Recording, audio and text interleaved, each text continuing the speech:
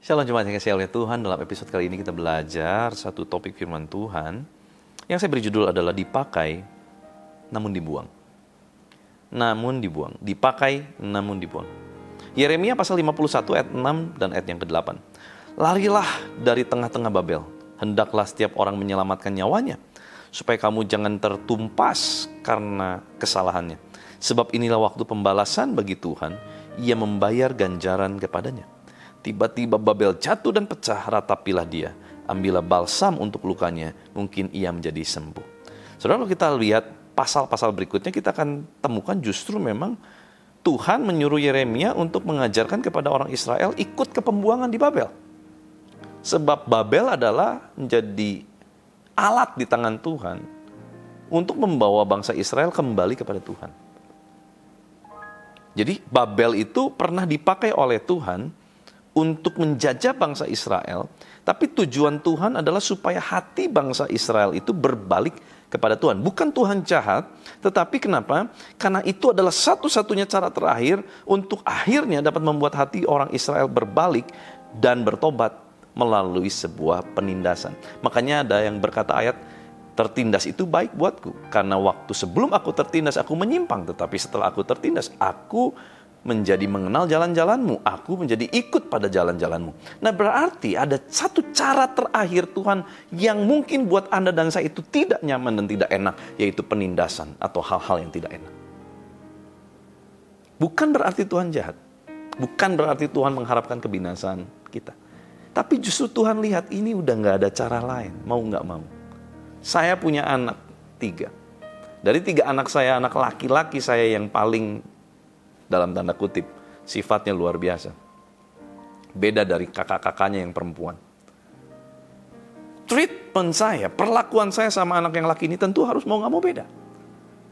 Waktu dia dalam bahaya, saya tahu ini bahaya, saya harus keras sama dia. Dan mungkin saya lebih keras sama dia daripada sama kakak-kakaknya yang perempuan. Kenapa? Karena kakak-kakaknya mungkin di level 5 bertobat gitu ya. Gak melakukannya. Tapi mungkin dia harus level 7. Dan gak ada cara lain, dan kayaknya ini satu-satunya cara yang bisa saya kerjakan. Kenapa? Karena saya tidak mau dia binasa. Saya harus mungkin time out dia, saya harus kunci dia di kamar sendirian. Bukan karena saya jahat, tapi karena mungkin itu adalah saya lihat satu-satunya cara daripada dia binasa. Nah, saudara, mungkin ini juga yang Tuhan kerjakan dalam kehidupan Israel, juga kita Israel rohani. Mungkin kita mengalami penindasan, itu adalah cara terakhir Tuhan untuk membuat hati kita kembali berseru dan memanggil nama Tuhan. Saudara, perhatikan timing Tuhan. Ada waktu di mana Babel dipakai untuk menjadi alat Tuhan. Yang ikut ke Babel selamat, yang gak ikut binasa. Ada waktunya, tapi tidak selamanya. Kalau kita lihat di ayat 50, di pasal 51 ini, justru dikatakan keluar dari Babel. Waktunya selesai. Selamatkan diri. Ada masa itu. Ada kairos Tuhan. Justru sekarang Babel akan dibuang karena apa? Kesalahan-kesalahannya tinggi ke langit. Perbuatan-perbuatan orang Babel yang jahat tetap ada konsekuensinya, saudara.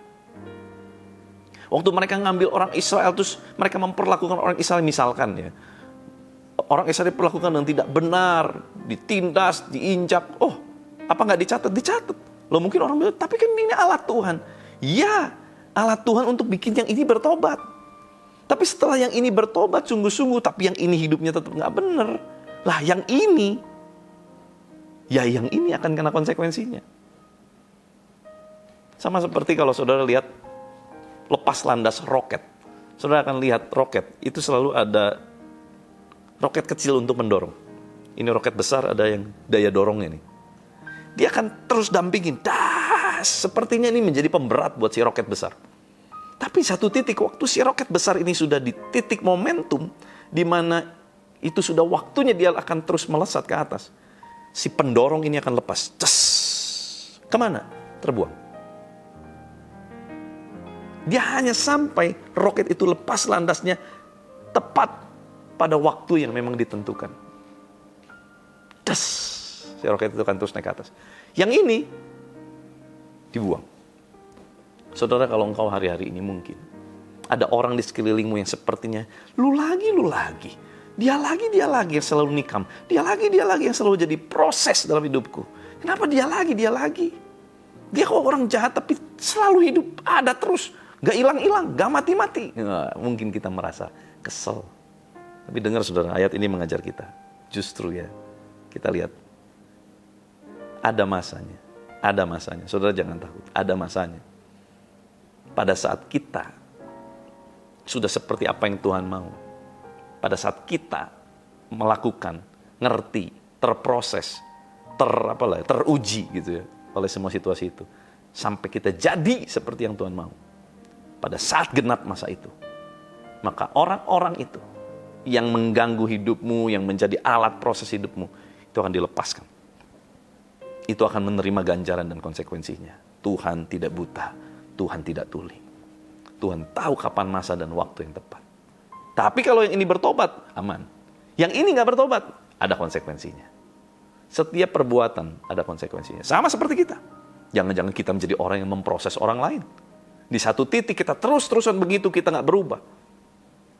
Ada masa kesabaran Tuhan. Hati-hati saudara, ya. Perhatikan itu. Dan jangan sampai kalau kita ketinggalan waktu Tuhan.